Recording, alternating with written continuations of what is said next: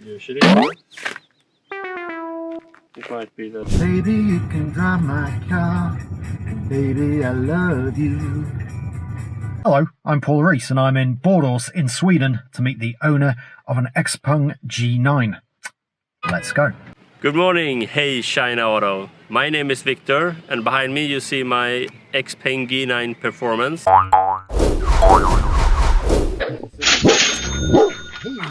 I would give it an 8. It has all the stuff that I want. I really like how the headlights go all the way, and the stronger beams in the lower section. So I like how the brand looks, like the X. I know that it's really called Chose XPEng, but for me here in Sweden I like just the word how you say it, Xpeng.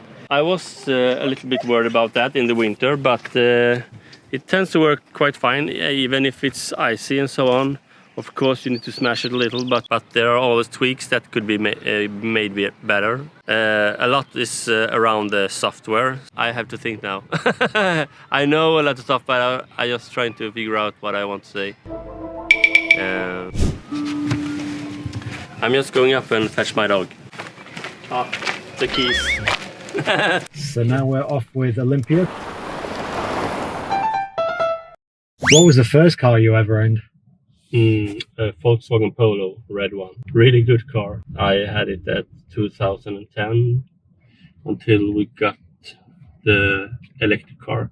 Why did you choose this car and why an electric car?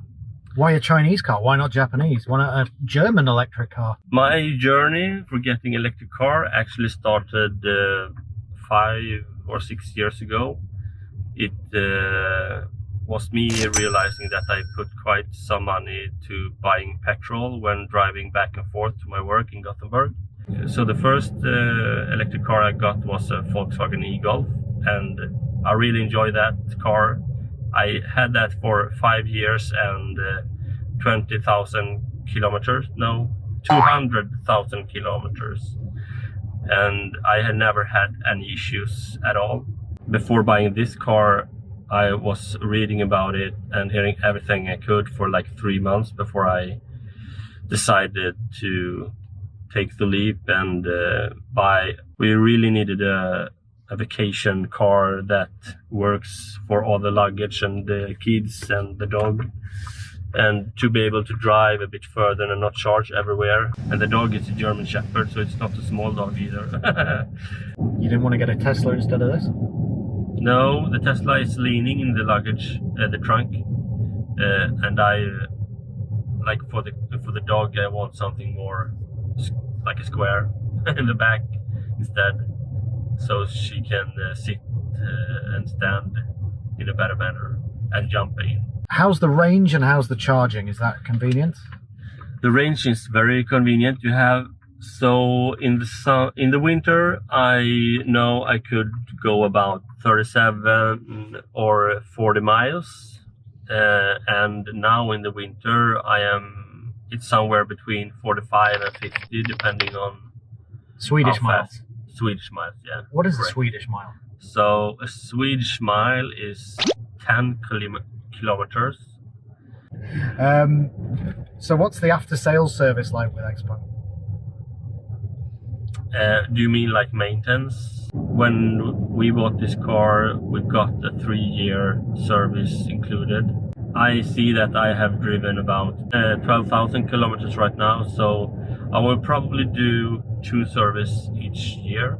So each service costs about 3,000-4,000 krona. Yeah, Swedish krona.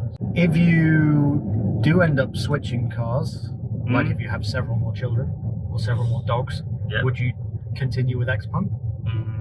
Child, we would need a van instead. Maybe X9. They have this new, I don't know if that will come to Sweden.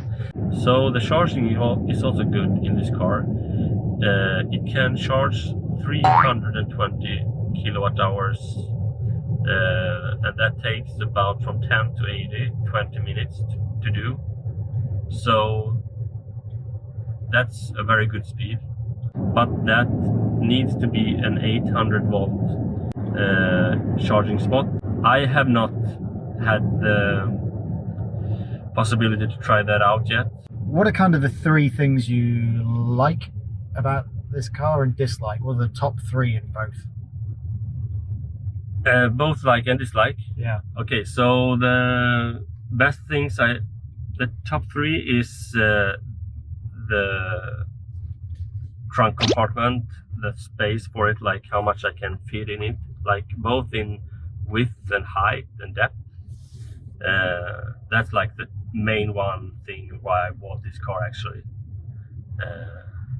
Top two, I would say the range, and top three, I would say, is like the comfort of this car, the quality, the feel of it. I remember when we picked it up, both me and my wife was like, this feels too nice. Like it feels very premium of a car, for us at least. Yeah, it is very comfortable. Yeah, and I love this kind of leather, this color. Like it feels premium and looks premium. And I think it's very comfortable driving in this kind of situation of the car. The air suspension doesn't work. And did we discuss the three things you hate about this car? I never came to that. I'm just trying to come up with something good here now, because there are some stuff. but mainly many people complain about the driver assistant, that doesn't work so good, and I would agree that it could be better compared to other companies and cars I've tried. I tend to be more active on my driving, so I don't think that is really something I care about so much. It's a great map actually. Maybe it could have more of a satellite picture also.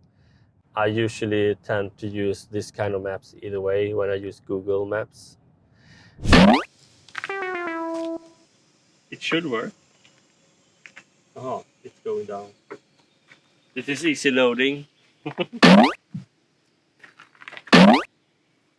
You should work.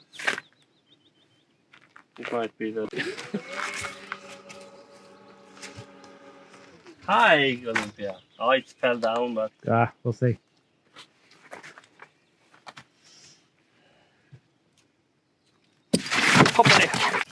So this area is very quiet and good, and I don't meet so much people.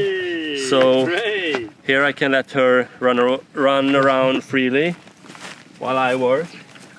I can work and charge at the same time. Like one working day for 8 hours, it goes down about 10% with the battery in the winter. It's less now when it's summer.